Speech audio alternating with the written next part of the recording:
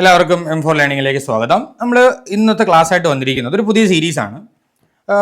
കേരള PSCയുടെ പരീക്ഷകളിൽ മാത്തമാറ്റിക്സിന് വേണ്ടിയിട്ട് നമ്മൾ കുറേ ആളുകൾ ഭയങ്കരമായിട്ട് ബുദ്ധിമുട്ടുന്നതായിട്ട് കാണാൻ പറ്റും. ചില ആളുകൾക്ക് ഭയങ്കര സിമ്പിളായിട്ടുള്ള സാധനമാണ്, എക്സ്ട്രാ ഒന്നും പഠിക്കാതെ തന്നെ മാത്തമാറ്റിക്സ് അപ്രോച്ച് ചെയ്ത് കൂടുതൽ മാർക്ക് സ്കോർ ചെയ്യുന്നവരുണ്ട്. അപ്പോൾ അവർ റാങ്ക് ലിസ്റ്റുകളിൽ മുന്നോട്ട് വരികയും ചെയ്യും.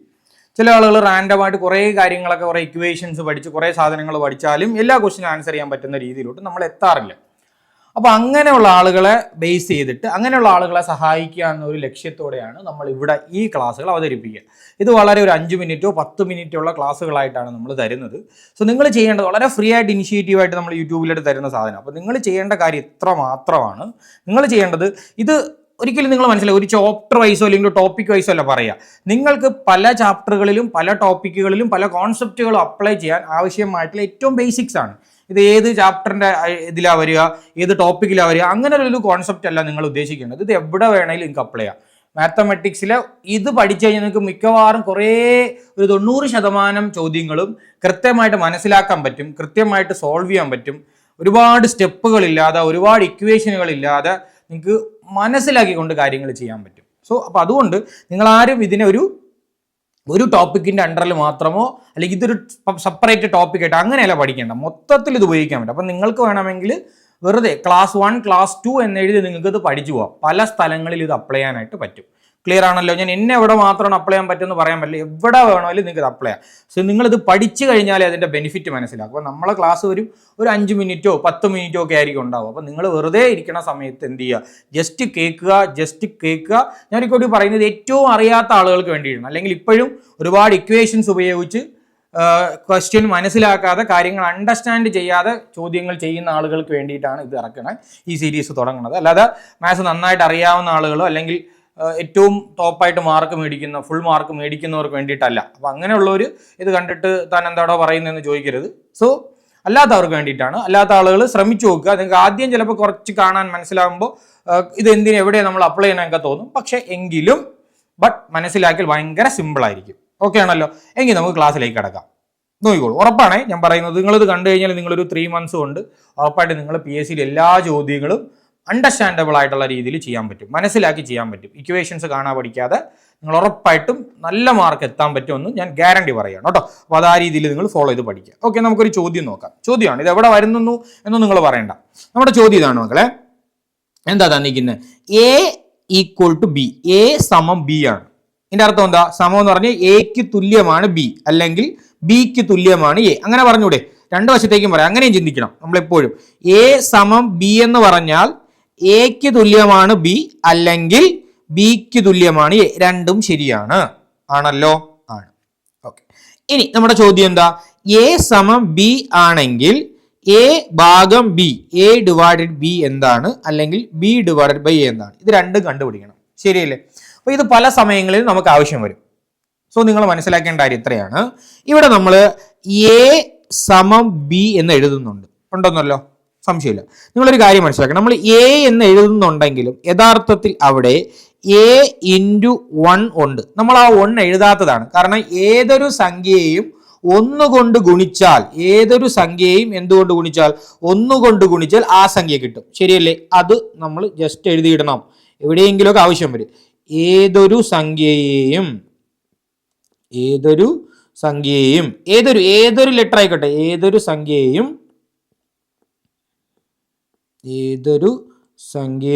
ഞാൻ പറഞ്ഞില്ല, ഇതൊന്നും അല്ലെങ്കിൽ ഏറ്റവും ഡിഫിക്കൽട്ടായിട്ട് തോന്നുന്നവർക്കാണ്. ഏത് സംഖ്യയെയും 1 കൊണ്ട് ഗുണിച്ചാൽ ഓക്കെ, നമുക്ക് ഏത് കിട്ടും? ആ സംഖ്യ തന്നെ ലഭിക്കും. ഓക്കെ, ക്ലിയർ ആണെന്ന് കരുതുന്നു. ഉദാഹരണത്തിന് 2നെ ഞാൻ 1 കൊണ്ട് ഗുണിച്ചാൽ എനിക്ക് എത്ര കിട്ടുക? 2 അല്ലേ കിട്ടുക? അങ്ങനെയാണെങ്കിൽ 3നെ ഞാൻ 1 കൊണ്ട് ഗുണിച്ചാൽ എനിക്ക് എത്ര കിട്ടുക? 3 അല്ലേ കിട്ടുക? അങ്ങനെയാണെങ്കിൽ X എന്നൊരു സംഖ്യ, പലർക്കും ഈ X Y കേൾക്കുമ്പോൾ പേടിയാണ്. ഇനി ആ പേടിക്കരുത്, ജസ്റ്റ് ഇത് പഠിച്ചാൽ മതി. 2നെ 1 കൊണ്ട് ഗുണിച്ചാൽ 2, 3നെ 1 കൊണ്ട് ഗുണിച്ചാൽ 3. അപ്പോൾ ജനറലൈസ് ചെയ്ത് പൊതുവായി നമുക്ക് എങ്ങനെ എഴുതാം? പൊതുവായി X എന്ന് പറയുന്നത് ആര് വേണമെങ്കിലും ആവാം. X എന്ന് പറയുന്നത് ഏത് സംഖ്യ വേണമെങ്കിലും ആവാം. Xനെ 1 കൊണ്ട് ഗുണിച്ചാൽ എത്ര കിട്ടും? X കിട്ടും. ശരിയല്ലേ? നമുക്ക് കുറച്ച് പാടുള്ള ഒരെണ്ണം ചെയ്ത് നോക്കിയല്ലോ. 2.5 1 കൊണ്ട് ഗുണിച്ചാൽ എങ്കിലും എനിക്ക് എത്ര തന്നെ കിട്ടും? 2.5 തന്നെ കിട്ടും. എന്താ കുഴപ്പം? ഒരു കുഴപ്പമില്ല. മനസ്സിലാവുന്നുണ്ടോ ഞാൻ പറയുന്നത്? എങ്കിൽ 2/3 ഞാൻ 1 കൊണ്ട് ഗുണിക്കുന്നു, എന്ത് കിട്ടും? ഫ്രാക്ഷൻ ചെയ്യുന്നു, 2/3 തന്നെ കിട്ടും. സംശയമുണ്ടോ? ഒരു സംശയമില്ല. 1.8 ഞാൻ 1 കൊണ്ട് ഗുണിക്കുന്നു, എനിക്ക് എത്ര തന്നെ കിട്ടും? 1.8 തന്നെ കിട്ടും. സോ നമുക്ക് പൊതുവായി പറയാൻ പറ്റുന്ന ഒരു പോയിന്റ് ആണ്, ഏതൊരു സംഖ്യയെയും 1 കൊണ്ട് ഗുണിച്ചാൽ നിങ്ങൾക്ക് ആ സംഖ്യ തന്നെ ലഭിക്കും. അപ്പൊ ജനറലി നമുക്ക് പറയാം, ഒരു സംഖ്യ, ഏത് സംഖ്യയാണോ ആവാലോ ആ സംഖ്യ എക്സിനെ 1 കൊണ്ട് ഗുണിച്ചാൽ എക്സ് ആണ് ലഭിക്കുക. ശരിയാണെന്ന് കരുതുന്നു. Very very important. പഠിച്ചു നോക്കി. ഇതെല്ലാം സിമ്പിൾ ആയിട്ട് തോന്നും, പക്ഷെ നിങ്ങൾക്ക് ഭയങ്കരമായിട്ട് ഹെൽപ്ഫുൾ ആയിരിക്കും. മറക്കരുത്. ഇനി നിങ്ങൾ ഇവിടെ നോക്കണേ. എങ്കിൽ പറഞ്ഞ മക്കളെ, നമ്മളിപ്പോ a×1 ഉണ്ട്, പക്ഷെ നമ്മൾ a എഴുതാറുള്ളൂ. അതിന്റെ കാരണം ഒരു സംഖ്യയെ 1 കൊണ്ട് ഗുണിച്ചാൽ ആ സംഖ്യ കിട്ടും. അപ്പൊ a എനിക്ക് എന്ത് എഴുതാം? a×1 എന്ന് എഴുതാമല്ലോ. അങ്ങനെയാണെങ്കിൽ എനിക്ക് b എന്തെന്ന് എഴുതാടാ? b×1 അല്ലെങ്കിൽ b×1 എന്ന് എഴുതാം. കുഴപ്പമില്ലല്ലോ? ഒരു കുഴപ്പമില്ല, ഒരു പ്രശ്നവുമില്ല. സംശയമുണ്ടോ? ഇല്ല. ഇനി നമുക്ക് ആരെയാ മക്കളെ കണ്ടുപിടിക്കേണ്ടത്? a/b അല്ലേ കണ്ടുപിടിക്കേണ്ടത്. അപ്പൊ നിങ്ങൾ ഈ സമത്തിന്റെ അപ്പുറം, ഇതൊരു സമമാണല്ലോ, ഇക്വാലിറ്റിയാണ്, ഇക്വാലിറ്റീന്റെ അപ്പുറത്തേക്ക് പോകുന്നതൊന്ന് പഠിക്കണം. ഓക്കെ. സോ അത് പലരും തെറ്റിക്കുന്ന ഒരു സാധനമാണ്. അപ്പൊ ഞാൻ അതൊന്ന് പറഞ്ഞുതരാം, നിങ്ങളൊന്ന് ശ്രദ്ധിക്കണം, കേൾക്കണേ, എങ്ങനെയാണ് ചെയ്യേണ്ടതെന്ന്. ഈ ചോദ്യത്തിൽ നിങ്ങൾ മനസ്സിലാക്കണേ.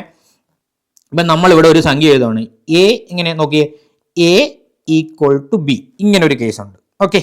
ഇനി c/d ഞാൻ ജനറലൈസ് ചെയ്ത് എഴുതുന്നതുകൊണ്ടാണ് കേട്ടോ ഇങ്ങനെ എഴുതുന്നത്. ഏത് സംഖ്യകളോ ഏത് നമ്പറുകളോ ഇവിടെ വരാം. c/d/e/f. ഇത് കാണുമ്പോൾ ആർക്കും ഒരു ബുദ്ധിമുട്ടായിട്ട് തോന്നരുത്. ഞാൻ 1, 2, 3, 4, 5 ഏത് സംഖ്യക്ക് പകരം വേണമെങ്കിൽ ഇവർ ഉപയോഗിക്കാം. അപ്പൊ നിങ്ങൾക്ക് വേണമെങ്കിൽ ഇവിടെ എന്ത് ഉപയോഗിക്കാം? ഞാൻ ഇപ്പൊ നിങ്ങൾക്ക് ബുദ്ധിമുട്ടാണ്, 2/3 = 5 വെറുതെ പറയണം കേട്ടോ. അപ്പൊ ഒരു ജനറലൈസ് ചെയ്ത് പറയാൻ വേണ്ടിയിട്ടാണ് ഞാൻ പറയുന്നത്. ഇനി നിങ്ങളൊരു സംഖ്യ എഴുതുമ്പോൾ അത് ഈക്വൽ ആണോ അല്ലയോ എന്നുള്ള കേസ് ഡൗട്ട് വരാം. അതുകൊണ്ടാണ് പറയണത്, ജനറലൈസ് ചെയ്ത് പറയണം, ഇങ്ങനെയാണെങ്കിൽ എങ്ങനെയെന്നുള്ളതാണ്. ക്ലിയർ അല്ലേ? അപ്പൊ ഇങ്ങനെ ഒരു ചോദ്യം വന്നു കഴിഞ്ഞാൽ നിങ്ങൾ മനസ്സിലാക്കുക, ചില സമയത്ത് ഇതുപോലെ ഫ്രാക്ഷൻ ആയിട്ടായിരിക്കും വരിക, ചില സമയത്ത് ഇതുപോലെ ഫ്രാക്ഷനുകളൊന്നും കാണൂല. ഈ 2 കേസല്ലേ നമുക്ക് വരാറുള്ളൂ, ഈ 2 കേസേ വരാറുള്ളൂ. ഓക്കെ.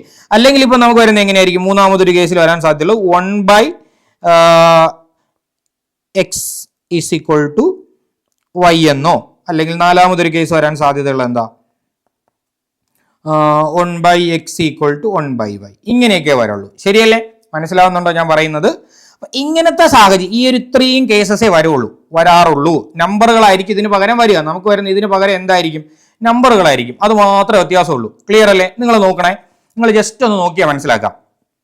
ഇവിടെ ഒരു വര ഉണ്ടോ? ഇല്ല. പക്ഷേ യഥാർത്ഥത്തിൽ നമുക്ക് വേണമെങ്കിൽ കൺസിഡർ ചെയ്യാം. സോ അങ്ങനെ കൺസിഡർ ചെയ്തില്ലാലും കുഴപ്പമില്ല. നിങ്ങൾ ഇവിടെ ഒരു കാര്യം, ഇവിടെ ഈ വര കാണുന്നുണ്ടോ? ഇത് നമ്മൾ ഏറ്റവും അറിയാത്തവർക്ക് വേണ്ടിയിട്ടാണ് പറയണേ. അപ്പൊ നിങ്ങൾ ഈ വര ഉണ്ടോ ഇല്ലയോ എന്ന് നോക്കുക. ഓക്കെ. ഈ വര ഉണ്ടെങ്കിൽ, ഇത് ഡിവിഷൻ ആണ്, മൾട്ടിപ്ലിക്കേഷൻ അങ്ങനെ ഒന്നും നിങ്ങൾ ഇവിടെ ആലോചിക്കേണ്ട. വരയുണ്ടെങ്കിൽ എപ്പോഴും സമത്തിന്റെ ഇപ്പുറത്ത് ഈ ഒരു ആളുണ്ടോ? സമത്തിന്റെ ഈ സൈഡിൽ ഇയാൾ കിടക്കണ എങ്ങനെയാ? സി എവിടെയാ? ഈ വരയ്ക്ക് മുകളിലല്ലേ? മുകളിലാണോ അല്ലയോ? മുകളിലാണെങ്കിൽ ഇയാള് സമത്തിന്റെ അപ്പുറത്തേക്ക് ചെല്ലുമ്പോൾ വരയ്ക്ക് താഴെയാകും. മനസ്സിലാവുന്നുണ്ടോ ഞാൻ പറയുന്നത്? ഈ സിയെ നിങ്ങൾക്ക് എപ്പോഴെങ്കിലും ഇങ്ങോട്ടേക്ക് കൊണ്ടുവരണമെങ്കിൽ വരയ്ക്ക് താഴെ എഴുതണം. ഓക്കെ. അതായത് ഇപ്പോ സിയെ ഞാൻ എന്ത് ചെയ്യാണ്? ഇങ്ങോട്ടേക്ക് കൊണ്ടുവരികയാണ്. സിയെ ഇങ്ങോട്ടേക്ക് കൊണ്ടുവരണ സമയത്ത് നിങ്ങൾ നോക്കി എങ്ങനെ എഴുതും ഞാൻ? സി അവിടെ സിന്റെ കൂടെ ഒന്നും ഉണ്ടോ എന്നുള്ള കാര്യം മറന്നു പോകരുത് കേട്ടോ. അപ്പോൾ 1 × c/ നിങ്ങൾക്കറിയാം 1 × d വേണമെങ്കിൽ ഇതൊക്കെ പിന്നെ ഒഴിവാക്കാം. 1 × e/1 × f എന്നാണ്. നമുക്കത് നിർബന്ധമില്ല. ഇപ്പൊ ഞാൻ സി അവിടെ നിന്ന് ഇങ്ങോട്ടേക്ക് കൊണ്ടുപോവാണേ. എപ്പോഴത്തോട്ടാ? ഈ ഈക്വൽ സൈനിന്റെ ഇപ്പുറത്തേക്ക് കൊണ്ടുപോവാണ് സിയെ. അപ്പൊ നിങ്ങൾ പറഞ്ഞു നോക്കിയേ, സി എങ്ങോട്ടാ പോവാ? വരയ്ക്ക് താഴെ പോവുള്ളൂ. അത് മറക്കാൻ പാടില്ല. ഓക്കെ. ഏതൊരു സൈഡിലാണോ അയാൾ കിടക്കുന്നത്, അയാൾ വരയ്ക്ക് മുകളിലാണെങ്കിൽ അപ്പുറത്ത് പോകുമ്പോൾ വരയ്ക്ക് താഴെ വരും. വരയ്ക്ക് താഴെയാണെങ്കിൽ ഇയാൾ മുകളിൽ പോകും. ക്ലിയർ ആണല്ലോ? ഇവിടെ സി എന്നാണ് നമുക്ക് കൊണ്ടുപോകേണ്ടത്. സി എവിടെയാ? വരയ്ക്ക് മുകളിലല്ലേ? സി വരയ്ക്ക് മുകളിലാണെങ്കിൽ അയാളെ താഴേക്ക് കൊണ്ടുവരണം. അപ്പൊ എങ്ങനെ മാറും? 1/1 × d അല്ലേ മക്കളെ? d = 1 × e അല്ലേ? /1 × f, എഫിന്റെ കൂടെ സി. എഴുതുമ്പോൾ മൾട്ടിപ്ലിക്കേഷൻ സൈൻ ഇട്ട് വേണം എഴുതാൻ. അതും മറക്കരുത്. അത് എവിടെ വന്നാലും അങ്ങനെയാണ്. ക്ലിയർ അല്ലേ? ഇവിടെ എന്ത് ചെയ്തിരിക്കുന്നു, വരയുടെ കേസാണ് പറയുന്നത് കേട്ടോ. ഇനി അഡീഷനും സബ്ട്രാക്ഷനൊക്കെ ഞാൻ പിന്നെ പറയും. സോ ഇപ്പൊ നിങ്ങൾ ഇത് മനസ്സിലാക്കുക, ഓരോന്നായിട്ടല്ലേടാ നമുക്ക് പറയാൻ പറ്റുള്ളൂ. സോ ഇത് ആദ്യം നിങ്ങൾ കണ്ടുവെക്കുക. ഈ വരയുള്ള കേസാണ് ഞാൻ പറയുന്നത്. വരയുണ്ടെങ്കിൽ വരയ്ക്ക് മുകളിലുള്ള ആള് ഇപ്പുറത്ത് ചെല്ലുമ്പോൾ വരയ്ക്ക് താഴെ പോവും, വരയ്ക്ക് താഴെയുള്ള ആള് മേളിൽ ചെല്ലുമ്പോൾ വരയ്ക്ക് മുകളിലാണ്. എഴുതുമ്പോൾ എപ്പോൾ എന്ത് സൈൻ കൊടുത്ത് എഴുതണം? മൾട്ടിപ്ലിക്കേഷൻ സൈൻ കൊടുത്ത് എഴുതണം. അപ്പൊ നിങ്ങൾ പറഞ്ഞേ മക്കളെ, 1/d = E/F × C, F ഗുണം C. അങ്ങനെയാണെങ്കിൽ നമുക്ക് ഇവിടെ ഡി അപ്പുറത്ത് കൊണ്ടുപോയാലോ? രണ്ടാമത്തെ കേസാണ് ഞാൻ പറയുന്നത്. ഡി അപ്പുറത്തേക്ക് കൊണ്ടുപോയാലോ? പറഞ്ഞേ. ഡി ഇവിടെ വരയ്ക്ക് താഴെയല്ലേ, അപ്പൊ ഡി എവിടെ പോകണം? വരയ്ക്ക് മുകളിൽ പോകണം. പറഞ്ഞേ. അങ്ങനെയാണെങ്കിൽ എങ്ങനെ എഴുതും? സി അവിടെ ഉണ്ട്, നമ്മൾ ഡി എ എവിടെ കൊണ്ടുപോകുന്നടാ? ഇവിടെ നിന്ന് എടുത്ത് മുകളിലേക്ക് കൊണ്ടുപോകുന്നു. ശരിയല്ലേ? അപ്പൊ എന്ത് കിട്ടും? സി സമം ഇ ഇൻറ്റു ഡി ഭാഗം എഫ്. ക്ലിയർ ആണെന്ന് കരുതുന്നു. ക്ലിയർ ആണോ? ക്ലിയർ ആണ്. മറക്കരുത്. ഉദാഹരണത്തിന് ഞാൻ പറയാം. നമുക്ക് എക്സ് ഭാഗം 2 സമം 2/5 എന്നാണ് ചോദ്യം. എങ്കിൽ എക്സ് എത്ര? ചോദ്യം എന്താ മക്കളെ? എക്സ് ഭാഗം 2 സമം 5/, നമുക്ക് എത്ര തന്നിരുന്നേ? 2/5. ഓക്കെ. സോ 2/5. നമുക്ക് ഏതാ കണ്ടുപിടിക്കേണ്ടത്? എക്സ് അല്ലേ കണ്ടുപിടിക്കേണ്ടത്. അപ്പൊ നമുക്ക് എക്സ് കണ്ടുപിടിക്കണമെങ്കിൽ ആരെ ഒറ്റയ്ക്കാക്കണം? എക്സിനെ ഇവിടെ ഇട്ടിരുന്നാൽ മതി. ശരിയല്ലേ? എക്സ് ഈക്വൽ ടു എന്നാണ് കിട്ടേണ്ടത് അല്ലേ? നമുക്ക് എക്സ് സമം എന്നല്ലേ കണ്ടുപിടിക്കേണ്ടത്. എക്സ് സമം എന്ന് കണ്ടുപിടിക്കണമെങ്കിൽ ആരെയാ കൊണ്ടുപോകേണ്ടത്? എക്സിനെ അല്ല കൊണ്ടുപോകേണ്ടത്. ആരെയാ കൊണ്ടുപോകേണ്ടത്? ഈ 2നെ കൊണ്ടുപോകണം. 2നെ ഇവിടെ വരയ്ക്ക് താഴെയാണോ മുകളിലാണോ? വരയ്ക്ക് താഴെയല്ലേ. അപ്പൊ ഇയാളെ എടുത്ത് എവിടെ കൊണ്ടുപോകണം? വരയ്ക്ക് മുകളിൽ കൊണ്ടുപോകണം. അപ്പൊ 2 എടുത്ത് വരയ്ക്ക് മുകളിൽ കൊണ്ടുപോയി. അപ്പൊ എന്താവും? 2 ഗുണം 2/5. 2 ഗുണം എപ്പോഴും കൊണ്ടുപോകുമ്പോൾ വരയുള്ളതാണെങ്കിൽ മൾട്ടിപ്ലിക്കേഷൻ സൈനാ കൊടുക്കുക, മൾട്ടിപ്ലൈ ചെയ്യണം. ഓക്കെ. 2 × 2 എത്ര? 4/5. എക്സ് സമം കിട്ടിയില്ലേ മക്കളെ? കിട്ടിയോ? നമുക്ക് വേറൊരു ചോദ്യം ചെയ്ത് നോക്കാം. ഇപ്പോ നിങ്ങളോട് ചെയ്യുന്നത് a/3 സമം 10 എന്നാണ് കിടക്കണത്. സോ ഇവിടെ നോക്കിയേ, നമുക്ക് ആരെ കണ്ടുപിടിക്കണം? എയെ കണ്ടുപിടിക്കണം. എയെ കണ്ടുപിടിക്കണം. അപ്പൊ എ കണ്ടുപിടിക്കണമെങ്കിൽ എയെ മാത്രമാക്കണം. എ ഈക്വൽ ടു എന്നല്ലേ നമ്മൾ എഴുതാൻ പോകുന്നത്. അങ്ങനെയാണെങ്കിൽ എയുടെ കൂടെ ആരും പാടില്ല. എയുടെ കൂടെ ഇവിടെ ആരുണ്ട്? 3 ഉണ്ട്. 3 ഇവിടെ വരയ്ക്ക് താഴെയല്ലേ? വരയ്ക്ക് താഴെയാണെങ്കിൽ ഇയാൾ എവിടേക്ക് പോകണം? വരയ്ക്ക് മുകളിൽ. ഇയാളുടെ കൂടെ വരയൊന്നുമില്ല. അങ്ങനെയാണെങ്കിൽ അയാൾ വരയ്ക്ക് മുകളിലാണെന്ന് സങ്കല്പിക്കണം. ഓക്കെ. ഇവിടെ ലയൻ ഒന്നും അടിയിലില്ലാണെങ്കിൽ ഇയാൾ എവിടെയാണ്? വരയ്ക്ക് മുകളിലാണെന്ന് സങ്കല്പിക്കണം. അങ്ങനെയാണ്. മനസ്സിലായല്ലോടാ? അപ്പൊ അങ്ങനെ ഇട്ട് a = 10 ഗുണം 3 സമയം എത്ര? 30. മനസ്സിലായോ? അങ്ങനെയാണെങ്കിൽ ക്വസ്റ്റ്യൻ വേറൊന്നും. ഇപ്പോ 3/a സമം 6. ഓക്കെ. 3/a/6. ഇപ്പൊ ഞാൻ അതിലോട്ട് വെട്ടി ചെയ്യാനിലോട്ടൊന്നും പോകണില്ല. 2 ഈ കോൺസെപ്റ്റ് മനസ്സിലാക്കിയാൽ മതി. a/3 സമം 2. ഇവിടെ എന്താ പ്രശ്നം? നമുക്ക് a മാത്രമാക്കണം. ശരിയല്ലേ? a മാത്രമാക്കണമെങ്കിൽ നമുക്കൊരു കാര്യം ചെയ്യാം. ആദ്യം a മാത്രമാക്കണമെങ്കിൽ ഇപ്പൊ എയുടെ കൂടെ ആരുണ്ടടാ? ഈ 3 ഉണ്ട്. 3നെ നമുക്ക് അപ്പുറത്ത് കൊണ്ടുപോകാം. ശരി. 3 അരയ്ക്ക് മുകളിലല്ലേ? അപ്പൊ നമുക്ക് എഴുതുമ്പോ 1/a സമം, കാരണം എന്താ? ഈ 3ന്റെ കൂടെ 1 ഉണ്ട്. നമ്മൾ a അല്ലേ ഇങ്ങോട്ട് കൊണ്ടുപോകുന്നത്, 3നെ അല്ലേ ഇങ്ങോട്ടേക്ക് കൊണ്ടുപോകുന്നത്. അപ്പൊ എന്താവും? 1/a സമം 2/3. എന്തുകൊണ്ടാ 3 താഴെ വന്നത്? ഇവിടെ വരയ്ക്ക് മുകളിലായിരുന്നു. പക്ഷെ നമുക്ക് കണ്ടുപിടിക്കേണ്ട എന്തായിരുന്നു? a അല്ലേ മക്കളെ? a ആണോ കണ്ടുപിടിക്കേണ്ടത് അതോ 1/a ആണോ? a അല്ലേ കണ്ടുപിടിക്കേണ്ടത്. a കണ്ടുപിടിക്കാൻ നിങ്ങൾ വേറെ ഒന്നും ചെയ്യണ്ട, ഇതിനെ അങ്ങ് തിരിച്ചിടുക. എന്ത് ചെയ്യുക? ഏതാ? 1/a തിരിച്ചിടുമ്പോൾ എങ്ങനെ കിട്ടും? a എന്ന് കിട്ടും. 1/a തിരിച്ചിട്ടാൽ a കിട്ടും. ശരിയല്ലേ? അല്ലെങ്കിൽ a/1 a കിട്ടും. അതേപോലെ 2/3, 2/3 തിരിച്ചിടുക, 3/2. കിട്ടിയ ആൻസർ. So a = 3. മനസ്സിലായോടാ? മനസ്സിലായോ? സോ ദയവായിട്ട് നിങ്ങൾ എന്ത് ചെയ്യുക? ഈ ക്വസ്റ്റ്യനുകൾ എന്ത് ചെയ്യണം? റിപ്പീറ്റഡ് ആയിട്ട് ട്രൈ ചെയ്ത് നോക്കുക. അപ്പം ഞാനിവിടെ കുറച്ച് ക്വസ്റ്റ്യൻസ് തരാം. നിങ്ങൾ ആ ചോദ്യങ്ങളുടെ ഉത്തരം കമൻ്റ് ആയിട്ട് കൊടുക്കുക കേട്ടോ. ക്വസ്റ്റ്യൻ ആയിട്ട് പറഞ്ഞു കഴിഞ്ഞാൽ ഇപ്പോൾ 2/x സമം 3/4. ഓക്കെ. അപ്പോൾ നിങ്ങൾ എക്സ് കണ്ടുപിടിക്കണം. എക്സ് എത്രയാണെന്ന് കണ്ടുപിടിക്കണം. ഓക്കെ ആണല്ലോ? അടുത്ത ക്വസ്റ്റ്യൻ, x/3 സമം 6. അങ്ങനെയാണെങ്കിൽ എക്സ് എന്തെന്ന് കണ്ടുപിടിക്കും. ഓക്കെ. സിമ്പിൾ ആയിട്ടുള്ള സാധനങ്ങളാണ്. ട്രൈ ചെയ്ത് നോക്കാം. ഓക്കെ. ഇനി നമ്മുടെ ചോദ്യത്തിലേക്ക് വരാം. ഇനി ഇവിടെയും ഇപ്പൊ ഈ ഒരു കോൺസെപ്റ്റ് മാത്രമാണ് ഞാൻ നിങ്ങളെ പറഞ്ഞത്. ഈ ഒരു കോൺസെപ്റ്റ് മാത്രമേ ഇവിടെ പറഞ്ഞുള്ളൂ. ബാക്കി ഈ ലോജിക് ഉപയോഗിച്ച് നിങ്ങൾക്ക് ഏത് കോൺസെപ്റ്റും ചെയ്യാൻ പറ്റും. ഓക്കെ. സോ ക്ലിയർ ആണോ മക്കളെ? നമുക്ക് നമ്മുടെ ചോദ്യത്തിലേക്ക് വരാം. ഇവിടെ എ ഈക്വൽ ടു ബി എന്നല്ലേ? അപ്പൊ നിങ്ങൾ പറഞ്ഞേ ഈ എയുടെ കൂടെ ഇവിടെ ആരുണ്ട്? 1 ഉണ്ട്. നമുക്ക് ആരെ കണ്ടുപിടിക്കാം? A by B. അപ്പൊ എന്ത് ചെയ്യണം? എ ബൈ ബി കണ്ടുപിടിക്കണമെങ്കിൽ ഇക്വേഷന്റെ ഒരു ഭാഗത്തേക്ക് ആരെ കൊണ്ടുവരണം? എയും ബിയെയും കൊണ്ടുവരണം. ശ്രദ്ധിച്ചു നോക്കടാ, ഞാൻ പറഞ്ഞു തന്നു. ഇവിടെ എന്താ? എ ബൈ ബി ആണെങ്കിൽ ബിയുടെ താഴെ ആരും ഇല്ലെങ്കിൽ 1 ഉണ്ട്. മനസ്സിലായോ? നമ്മൾ എഴുതുന്നില്ല എന്നേ ഉള്ളൂ. 1 ഉണ്ട് എന്നുള്ള കാര്യം മനസ്സിലാക്കിയിരിക്കുക. അപ്പോ തെറ്റിക്കരുത്. ഓക്കെ, അപ്പോ ഇവിടെ ആരുണ്ടടാ? 1 ഉണ്ട്. നിങ്ങൾക്ക് അത് വേണം നിർബന്ധമൊന്നുമില്ല, എഴുതേണ്ട കാര്യമൊന്നുമില്ല. അപ്പൊ നിങ്ങൾ എന്ത് ചെയ്യണം? അല്ലെങ്കിൽ നിങ്ങൾ മനസ്സിലാക്കി ഇവിടെ വര ഇല്ലെങ്കിൽ ഇത് വരയ്ക്ക് മുകളിലാണെന്ന് ആലോചിക്കണം. അപ്പൊ എ ബൈ ബി കണ്ടുപിടിക്കണമെങ്കിൽ നമുക്ക് കണ്ടുപിടിക്കേണ്ടതാ എ ബൈ ബി സമം എന്നാക്കണമെങ്കിൽ ഈ ബി എ നമ്മൾ സമത്തിന്റെ ഇപ്പുറത്ത് കൊണ്ടുവരണ്ടേ? കാരണം എ ബൈ ബി ഈക്വൽ എന്ന് എഴുതണം. ബി എ ഇപ്പുറത്ത് കൊണ്ടുവരണ്ടേ? നോക്ക്, ഇത് ബി ഇവിടെ വരയ്ക്ക് മുകളിലല്ലേ മക്കളെ? ആണോ അല്ലയോ? ആണ്. അപ്പൊ ഇവിടെ വരുമ്പോ വരയ്ക്ക് താഴെ വരും. അപ്പൊ എ ബൈ ബി, ഇവിടെ ബിന്റെ കൂടെ 1 ഉണ്ടായിരുന്നല്ലോ. അപ്പൊ ഇവിടെ എന്താവും മക്കളെ? 1 ആകും. That is A by B equal to 1. A by B equal to 1 ആണ്. മനസ്സിലാക്കണേ. സിമ്പിൾ അല്ലേ? അങ്ങനെയാണെങ്കിൽ നോക്കടാ, നമുക്ക് ബി ബൈ എ കണ്ടുപിടിക്കണം. ബി ബൈ എ എങ്ങനെയാണ് പറഞ്ഞിരിക്കണേ? എ ഈക്വൽ ടു ബി എങ്കിൽ ബി ബൈ എ എന്നല്ലേ ചോദ്യം. അപ്പൊ എന്ത് ചെയ്യണം? B by A equal to B by A. അപ്പൊ എ ഇങ്ങോട്ടേക്ക് കൊണ്ടുവന്നാൽ പോരെ? ആണോ അല്ലയോ? അപ്പൊ ഇവിടെ ആക്ച്വലി ഉറപ്പായിട്ട് എന്ത് കാണും? 1 കാണൂലേ? 1 is equal to B by A. അതിനെ തന്നെ നമുക്ക് എങ്ങനെ എഴുതാം? ബി ബൈ എ സമം 1 എന്നും എഴുതാം. ശരിയാണോ? മനസ്സിലാകുന്നുണ്ടോടാ? അങ്ങനെയാണെങ്കിൽ നിങ്ങൾ നോക്കിയേ, C equal to D. C ചെയ്തു നോക്കണം. കുറെ ക്വസ്റ്റ്യൻ ചുമ്മാ ചെയ്യുക, റാൻഡം ആയിട്ട് ചെയ്യുക. അങ്ങനെയാണെങ്കിൽ C by D equal to 1 ആയിരിക്കൂലേ? D by C equal to 1 ആയിരിക്കൂലേ? ആലോചിച്ച് നോക്കിയാണ്. അപ്പൊ നിങ്ങൾക്ക് മനസ്സിലാവും എന്താണ് അതിന്റെ ബെനിഫിറ്റ് എന്ന് മനസ്സിലാവും. ഓക്കെ, ആവശ്യം വരും എവിടെയാണെന്നുള്ളത് പിന്നെയാണ് നിങ്ങൾ മനസ്സിലാവും. അപ്പൊ ഇ ഈക്വൽ ടു എഫ് എങ്ങനെയാണെങ്കിൽ E by F equal to 1 ആയിരിക്കും. F by E equal to എന്തായിരിക്കും? 1 ആയിരിക്കും.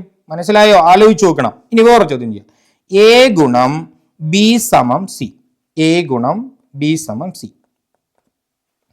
ഇത് ക്വസ്റ്റ്യൻ ആണ്, ഞാൻ ക്യൂ എന്ന് ഉദ്ദേശിക്കുന്നത് ചോദ്യമാണ്. ഓക്കെ, സോ എ ഗുണം ബി സമം സി. അങ്ങനെയാണെങ്കിൽ നമ്മുടെ ചോദ്യം എ ഈക്വൽ ടു എന്തെന്നാണ് ചോദ്യം. ഇതൊക്കെ പല സമയങ്ങളിലും ആവശ്യം വരും. ഓക്കെ ആണോ? എ ഇൻറ്റു ബി സമം സി എങ്ങനെയാണെങ്കിൽ എ ഈക്വൽ ടു. അപ്പൊ നിങ്ങൾ മനസ്സിലാക്കണം, എ ഈക്വൽ ടു എഴുതണമെങ്കിൽ എന്റെ കൂടെയുള്ള ആൾ അപ്പുറത്തേക്ക് കൊണ്ടുപോകണം. വേണമോ? എന്റെ കൂടെ ഇവിടെ ആരാ ഉള്ളത്? ബി അല്ലേ ഉള്ളത് അല്ലെ? എ ഈക്വൽ ടു എന്ന് എഴുതുമ്പോൾ ഇവിടെ എയുടെ കൂടെ വേറെ ആരും പാടില്ല. ബി ഉണ്ട്. ബി എ ഇപ്പുറത്തോട്ട് കൊണ്ടുപോണ്ടേ? ബി ഇവിടെ വരയ്ക്ക് മുകളിലാണോ താഴെയാണോ? വരയ്ക്ക് മുകളിലല്ലേ മക്കളെ? വരയ്ക്ക് മുകളിലാണെങ്കിൽ ഇയാൾ ഇവിടെ പോകുമ്പോൾ വരയ്ക്ക് താഴെ വരും. ശരിയാണോ? അപ്പൊ എങ്ങനെ എഴുതാം? എ സമം സി ഭാഗം ബി. മനസ്സിലാവുന്നുണ്ടോ? ഇപ്പൊ ഉദാഹരണത്തിന്റെ ഒരു ക്വസ്റ്റ്യൻ ഞാൻ തരാം. 2 ഇൻറ്റു എക്സ് സമം 8 എങ്കിൽ എക്സ് എത്ര എന്നാണ് കണ്ടുപിടിക്കേണ്ടത്. ഓക്കെ, അപ്പൊ എക്സ് ഒറ്റയ്ക്കാക്കണ്ടേ? എക്സിന്റെ കൂടെ ഇപ്പൊ ആരുണ്ട്? 2 ഉണ്ട്. അപ്പൊ 2നെ എപ്പുറത്ത് കൊണ്ടുപോകണം? ഇത് അടിയിൽ വരയൊന്നും കാണുന്നില്ല, അതിന്റെ അർത്ഥം വരയ്ക്ക് മുകളിലാണ് എന്ന് ഓർമ്മിക്കണം. അപ്പൊ ഇവിടെ നിന്ന് എവിടേക്കാ പോവാ? ഈ എക്സിന്റെ കൂടെ 2 താഴേക്ക് പോകണം. അങ്ങനെയാണെങ്കിൽ എക്സ് സമം 8 ഭാഗം 2 4. മനസ്സിലായോ? ചെയ്തു നോക്കണം, ഉറപ്പായിട്ട് ചെയ്തു നോക്കാം. ഞാനിവിടെ കുറച്ച് ക്വസ്റ്റ്യൻസ് തരാം, നിങ്ങൾ ചെയ്തു. ഇപ്പൊ എ ഇൻറ്റു 3 സമം 6 എങ്കിൽ എ എത്ര? ഓക്കെ, എല്ലാവരും ചെയ്തിട്ട് ഒന്ന് ആൻസർ ചെയ്യണം. ഓക്കെ, ക്ലിയർ ആണോ? ഇതിന് നമുക്ക് ക്വസ്റ്റ്യൻ നമ്പർ 1 എന്ന് പറയാമേ. Question number 1. Okay, question number 1 A into 3 എങ്കിൽ എ എത്ര? നിങ്ങൾ വേണമെങ്കിൽ ചെയ്താൽ മതി, ട്രൈ ചെയ്ത് നോക്കുക. ഓക്കെ ആണല്ലോ? ക്ലിയർ ആണോടാ? ഇവിടെയും നിങ്ങൾക്ക് ഈ അറ്റംപ്റ്റ് ഒക്കെ ഉപയോഗിക്കാം. So A equal to B, അത് ആൾറെഡി പറഞ്ഞു, ഇത് പറഞ്ഞു. ഇനി 1/x ഈക്വൽ ടു y എന്ന് പറഞ്ഞു കഴിഞ്ഞാൽ നിങ്ങൾക്ക് പറയാൻ പറ്റും. ഇവിടെ ഇപ്പൊ നോക്കിയേ, ഈ എക്സിനെ എനിക്ക് ഇപ്പുറത്ത് കൊണ്ടുവരണം. എപ്പോഴാണ് ആവശ്യം എന്നൊക്കെ പിന്നെയാണ്. എക്സിനെ ഞാൻ ഈ സമത്തിന്റെ ഇപ്പുറത്ത് കൊണ്ടുവന്നാൽ എക്സ് ഇവിടെ വരയ്ക്ക് താഴെയല്ലേ? അപ്പൊ അവിടെ ചെല്ലും വരയ്ക്ക് മുകളിലായിരിക്കും. അപ്പൊ എങ്ങനെ എഴുതാം? 1 സമം എക്സ് ഗുണം വൈ. ശരിയല്ലേ? ശരിയാണ്. ഉറപ്പല്ലേ? സിമ്പിൾ അല്ലേ മക്കളെ? ഇവിടെ നിങ്ങൾക്ക് വേണമെങ്കിൽ എക്സ് കണ്ടുപിടിക്കാം. 1/x equal to Y. അങ്ങനെയാണെങ്കിൽ തിരിച്ചിട്ടാൽ മതി. എക്സ് ഈക്വൽ ടു 1/y ആയിരിക്കും. ക്ലിയർ ആണോ? ക്ലിയർ ആണ്. ഇനി ഇവിടെ എന്താ പറഞ്ഞിരിക്കണേ? 1/x equal to 1/y. അതിന്റെ ഡിഫറൻറ്റ് ഫോം നമുക്ക് നോക്കാം. 1/x equal to 1/y. ഇത് ഓരോന്നായിട്ട് എഴുതണം. എഴുതിയാലേ ഉപയോഗമുള്ളൂ, അല്ലാതെ പ്രയോജനമില്ല. കേട്ടല്ലോ? So 1/x equal to 1/y. നമുക്കിപ്പോൾ x ഈക്വൽ ടു കണ്ടുപിടിക്കണം. നിങ്ങൾ നോക്കിക്കോ, എക്സ് ഈക്വൽ ടു എക്സിനെ ഒറ്റയ്ക്കാക്കണ്ടേ മക്കളെ? ഇവിടെ എക്സിന്റെ ഇവിടെ ആരുണ്ട്? 1 ഉണ്ട്. അപ്പോൾ ഒന്നുകിൽ തിരിച്ചിടുക. ക്ലിയർ ആണോ? 1/x ഈക്വൽ ടു 1/y ആണെങ്കിൽ നിങ്ങൾക്ക് പല രീതിയിൽ ചെയ്യാം. ഇപ്പൊ ഞാൻ x/y ഈക്വൽ ടു എത്ര എന്ന് കണ്ടുപിടിച്ചുതരാം. x/y ഈക്വൽ ടു എത്ര, y/x ഈക്വൽ ടു എത്ര? എങ്ങനെ ചെയ്യും പറഞ്ഞേ മക്കളെ? x/y വരണമെങ്കിൽ x എവിടെ പോകണം? ഇവിടെ നിന്ന് മുകളിലോട്ട് പോകണം. ശരിയല്ലേ? അപ്പൊ എന്ത് എഴുതാൻ പറ്റും? എക്സ് ഇവിടെ നിന്ന് മുകളിലേക്ക് പോയി കഴിഞ്ഞാൽ നിങ്ങൾക്കറിയാം x/y ഈസ് ഈക്വൽ ടു ഇവിടെ പിന്നെ ആരുണ്ട്? 1. So x/y equal to 1. Similarly y/x കണ്ടുപിടിക്കണമെങ്കിൽ നിങ്ങൾ എന്ത് ചെയ്യണം? ഈ y എടുത്ത് ഇവിടെ കൊണ്ടുപോകണം. ഇവിടെ വരയ്ക്ക് താഴെയില്ലേ? അപ്പൊ ഇപ്പുറത്ത് ചെല്ലുമ്പോൾ സമത്തിന്റെ ഇപ്പുറത്ത് ചെല്ലുമ്പോൾ വരയ്ക്ക് മുകളിലാവും. അപ്പോൾ y/x ഈക്വൽ ടു 1 ആണ്. മനസ്സിലായോ? ക്ലിയർ ആണോ? ക്ലിയർ ആണോ? ക്ലിയർ ആണോ? തെറ്റിക്കരുത്, മറക്കരുത്, മറക്കരുത്. ക്ലിയർ ആണ്. ഓക്കെ. അപ്പൊ ഇത്തരം കാര്യങ്ങൾ ജസ്റ്റ് അറിയണം. നിങ്ങൾ ജസ്റ്റ് ട്രൈ ചെയ്ത് വെക്കുക. ഉദാഹരണത്തിന് 1/2 is equal to 1/x. Okay, നിങ്ങൾക്ക് എക്സ് കണ്ടുപിടിക്കണം എന്ന് വെച്ചോ. നിങ്ങൾക്ക് എന്ത് ചെയ്യാൻ പറ്റും? ഇവിടെ സിമ്പിൾ ആയിട്ട് എഴുതാൻ പറ്റും. ഈ എക്സിനെ ഒറ്റയ്ക്കാക്കണ്ടേ? എക്സ് ഈക്വൽ ടു എങ്ങനെ എഴുതാൻ പറഞ്ഞു? ഇവിടെ നമുക്ക് x/2 ഈക്വൽ ടു 1 എന്ന് എഴുതാം. എഴുതിക്കൂടെ? എഴുതാമോ? ഒരു ക്വസ്റ്റ്യൻ ആണ് ഞാൻ പറയുന്നത്. നമുക്ക് ആവശ്യം വരുന്ന സമയം 1/2 ഈക്വൽ ടു എക്സ് എങ്കിൽ x/2 ഈക്വൽ ടു 1. സംശയം ഉണ്ടോ? കാരണം എന്താ ചെയ്യുന്നത്? ഞാൻ ഈ എക്സിനെ എടുത്ത് ഇപ്പുറത്ത് കൊണ്ടുവന്നു എക്സ് കണ്ടുപിടിക്കാൻ വേണ്ടി. ഇനി എക്സ് ചെയ്യാം. എക്സിനെ ഒറ്റയ്ക്കാക്കണ്ടേ? എക്സ് ഈക്വൽ ടു എക്സിന്റെ കൂടെ ഇവിടെ ആരാ ഉള്ളത്? താഴെ 2 ഉണ്ട്. 2 അപ്പുറത്തില്ലുമ്പോൾ 1 ആവും. അപ്പൊ എന്താവും? X equal to 1 × 2 that is 2. ശരിയല്ലേ? ശരിയാണോ? ശരിയാണോ? സോ ഈ ചെയ്ത കാര്യങ്ങളൊക്കെ നിങ്ങളൊന്ന് ട്രൈ ചെയ്ത് നോക്കുക. അപ്പോഴാണ് ഇതിന്റെ യൂസ്ഫുൾനെസ് മനസ്സിലാവുക. ക്ലിയർ ആണോടാ? നമുക്കെങ്കിലും ഒരു ചോദ്യം ചെയ്യാം. എന്താ ചോദ്യം? 2 ആളുകൾക്ക് കഴിക്കാൻ 3 കേക്കുകൾ വെച്ചിട്ടുണ്ട്. 2 ആളുകളും ഉണ്ട്. നമുക്ക് 3 കേക്കുകളും ഉണ്ട്. ഓക്കെ, ഇത് നിങ്ങൾക്ക് ഈസി ആയിട്ട് പറയാൻ പറ്റും. 1.5 വീതം കേക്ക് കിട്ടും. പിന്നെ നമ്മൾ ഇത് എങ്ങനെ പ്രോബ്ലത്തിനകത്ത് ഇപ്പൊ ചെറുതായാണ് നമുക്ക് ചെയ്യാൻ പറ്റുന്നത്. വലുതാകുമ്പോൾ നമുക്ക് ഇത്ര പെട്ടെന്ന് കിട്ടൂല, ഐഡിയ മനസ്സിൽ വരത്തില്ല. അത് ഇത് നമുക്ക് നമ്മുടെ നോർമൽ മൈൻഡിൽ നമ്മൾ ചെയ്യുന്നതല്ലേ. 3 കേക്കുകൾ 2 പേർക്കാണെങ്കിൽ ഓരോരുത്തർക്ക് 1.5 കേക്ക് വീതം കിട്ടുമെന്ന് നമുക്ക് ലോജിക്ക് പറയാം. പക്ഷെ ഇത് ചെയ്യുന്ന രീതി ഒന്ന് നോക്കിക്കോ. ചെയ്യുന്ന രീതി പഠിക്കുമ്പോൾ നിങ്ങൾക്ക് വലിയ ചോദ്യങ്ങൾ വന്നാലും ചെയ്യാൻ പറ്റും. നോക്കണം. ഓക്കെ, 2 ആളുകൾ ഈ രീതിയിൽ അപ്രോച്ച് ചെയ്യാൻ പഠിക്കുക. ഇങ്ങനെ എഴുതാൻ പഠിക്കുക. 2 ആളുകൾക്ക് 3 കേക്കുകൾ. നമ്മൾ ഒരിക്കലും PSCക്ക് സ്റ്റെപ്പ് എഴുതുമ്പോൾ സ്റ്റേറ്റ്മെന്റുകൾ എഴുതരുത്. ഇങ്ങനെ വേണം എഴുതാൻ. 2 ആളുകൾക്ക് 3 കേക്കുകൾ. അപ്പൊ നിങ്ങൾ എങ്ങനെ എഴുതണം? 2 ആളുകൾക്ക് 3 കേക്കുകൾ. ശരിയല്ലേ? എളുപ്പമല്ലേ? എളുപ്പമാണോ? ഇങ്ങനെ എഴുതി ശീലിക്കുക. ആദ്യം ആ സ്റ്റെപ്പുകൾക്ക് പകരം 2 ആളുകൾക്ക് 3 കേക്കുകൾ. ശരിയല്ലേ? ശരിയാണോ? ആണ്. എങ്കിൽ ഒരാൾക്ക് നോക്കു മക്കളെ, ഇവിടെ 2ന്റെ കൂടെ ആരുണ്ട്? 1 ഉണ്ട്. 2 ആളുകൾക്ക് 3 കേക്കുകൾ. എങ്കിൽ ഒരാൾക്ക് എത്ര കേക്ക് എന്നല്ലേ നമ്മുടെ ചോദ്യം? ഒരാൾക്ക് എത്ര കേക്ക് ഉണ്ടാവും? പറഞ്ഞേ മക്കളെ. 1 ഇവിടെ ഇട്ടിട്ട് ഈ 2 വരയ്ക്ക് മുകളിലല്ലേ? 2 വരയ്ക്ക് മുകളിലല്ലേ? അപ്പൊ ഇവിടെ ചെല്ലുമ്പോൾ വരയ്ക്ക് താഴെ പോവില്ലേ? അപ്പൊ ഒരാളുകൾക്ക് 3/2. ശരി, ഇത് പെട്ടെന്ന് എഴുതാൻ പറ്റണം. ശരിയാണോ? അങ്ങനെയാണെങ്കിൽ 3/2 എന്ന് പറഞ്ഞാൽ എത്ര? 1.5 അല്ലെങ്കിൽ 3/2 എന്ന് ഇട്ടാലും ശരിയാണ്. ഓക്കെ, മനസ്സിലാവുന്നുണ്ടോ? അപ്പൊ 1.5 കേക്ക് വീതം ലഭിക്കും. അപ്പൊ ഇതിന് ഇനിയിപ്പോ വലിയ ചോദ്യമാണെങ്കിൽ നമുക്ക് എങ്ങനെ ചെയ്യാം? ഇപ്പോ 5 ആളുകൾക്ക്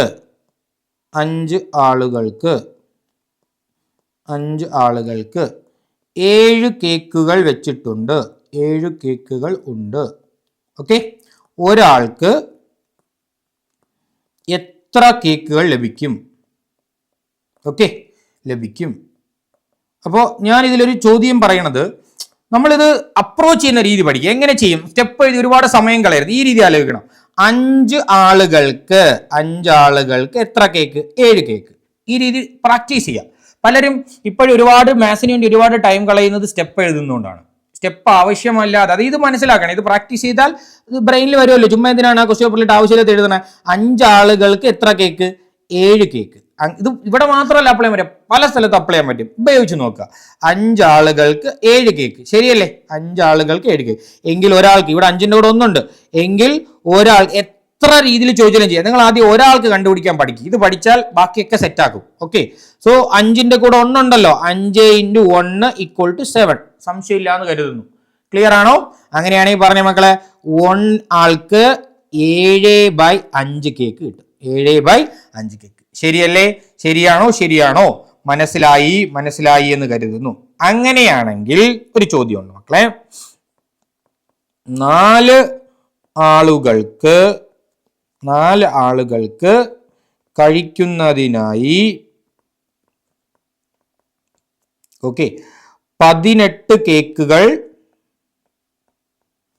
വെച്ചിട്ടുണ്ട്. എങ്കിൽ ഒരാൾക്ക് എത്ര കേക്കുകൾ ലഭിക്കും? അപ്പോൾ ഞാൻ പറഞ്ഞത് സ്റ്റെപ്പ് എഴുതാതെ ഈ രീതിയിൽ അപ്രോച്ച് ചെയ്യണം. എങ്ങനെയാണ്? 4 ആളുകൾക്ക് എത്ര കേക്ക്? 18 കേക്ക്. എങ്കിൽ ഒരാൾക്ക് എത്ര കേക്ക്? 18/4. ഇനി വെട്ടി ചെയ്യാനൊക്കെ ഞാൻ പറഞ്ഞുതരാം. സോ വെട്ടി ചെയ്യാൻ എല്ലാവർക്കും വെട്ടിക്രിയ കുറച്ച് പാടായിരിക്കും. സോ നമുക്ക് ഏറ്റവും സിമ്പിൾ ഇത് തുടങ്ങാം. ഇപ്പൊ ഇതിനെങ്ങനെ കുറച്ചുകൂടി ചെറുതാക്കുക, വെട്ടിയ എന്ന് പറഞ്ഞാൽ ഈ ഒരു ഫ്രാക്ഷനെ ചെറുതാക്കുക എന്നുള്ളതാണ് നമ്മൾ ഉദ്ദേശിക്കുന്നത്. അപ്പൊ ഞാൻ ഇതിനെ ചെയ്യുന്ന രീതി ഒന്ന് പറഞ്ഞുതരാം എങ്ങനെയാണെന്ന്. നമുക്കത് പിന്നെ നമുക്ക് ഗ്രാജുവലി ഡെവലപ്പ് ആക്കാം. അത് പിന്നെ വേറെ ക്ലാസ് എടുക്കുക. ഇത് വന്നതുകൊണ്ട് ഞാൻ പറയുന്നതാണ്. സോ 18-നെ നമുക്ക് 2 × 9 എന്ന് എഴുതാം. എഴുതിക്കൂടെ? എഴുതാമോ? 4-നെ എങ്ങനെ എഴുതാം? 2 × 2 എന്ന് എഴുതാം. ഈ ലയൻ ഇല്ലേ, ഈ ലയനിന് മുകളിലും താഴെയും ഒരുപോലെ വന്നാൽ ക്യാൻസൽ ചെയ്ത് കളയാം. അങ്ങനെയാണെങ്കിൽ ഇവിടെയുള്ള 2-നെയും ഇവിടെയുള്ള 2-നെയും ക്യാൻസൽ ചെയ്യാം. അങ്ങനെയാണെങ്കിൽ നമുക്ക് എന്ത് കിട്ടും? 9/2. ശരിയല്ലേ മക്കളെ? ശരിയാണോ? അങ്ങനെയാണെങ്കിൽ 4.5 കേക്ക് കിട്ടും. ക്ലിയർ ആണോ? ആവശ്യമില്ല, നമുക്ക് ഫ്രാക്ഷൻ ആണ് ആവശ്യം. ഏതാണെങ്കിലും സോ നിങ്ങൾക്ക് മനസ്സിലായോ? ഇത് ഈ ഒരു രീതിയിൽ ചെയ്യാനായിട്ട് പഠിക്കുക. ഇവിടെ നിങ്ങൾ ഇതുവരെ എത്തിയാൽ നമ്മളെ ക്ലാസ് സക്സസ് ആണ്. സോ നിങ്ങൾ മാക്സിമം ട്രൈ ചെയ്ത് നോക്കുക. മനസ്സിലായെന്ന് കരുതുന്നു. ഞാൻ വേണമെങ്കിൽ ഒരു ചോദ്യം കൂടി തരാം. നിങ്ങൾ ആ ചോദ്യം എന്ത് ചെയ്യാവുന്ന ട്രൈ ചെയ്ത് നോക്കുക. ക്വസ്റ്റ്യൻ 20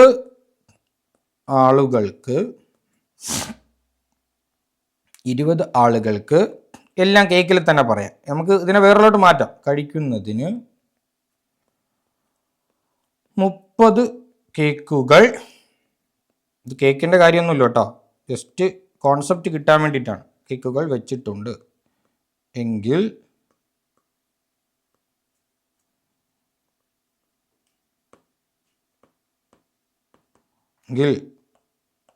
ഒരാൾക്ക് എത്ര കേക്ക് ലഭിക്കും? ഇത് ക്വസ്റ്റ്യൻ ആണ്. നിങ്ങൾ എന്ത് ചെയ്യുക? സ്വന്തമായിട്ട് ചെയ്തു നോക്കുക. എന്നിട്ട് കമൻറ്റ് ബോക്സിൽ കമൻറ്റ് ഇടുക. ആണല്ലോ മക്കളെ? ആണെങ്കിൽ താങ്ക് യു. നമുക്ക് ഇന്നത്തെ ക്ലാസ് ഇവിടെ എന്ത് ചെയ്യാം? അവസാനിപ്പിക്കാം. അല്ലേ?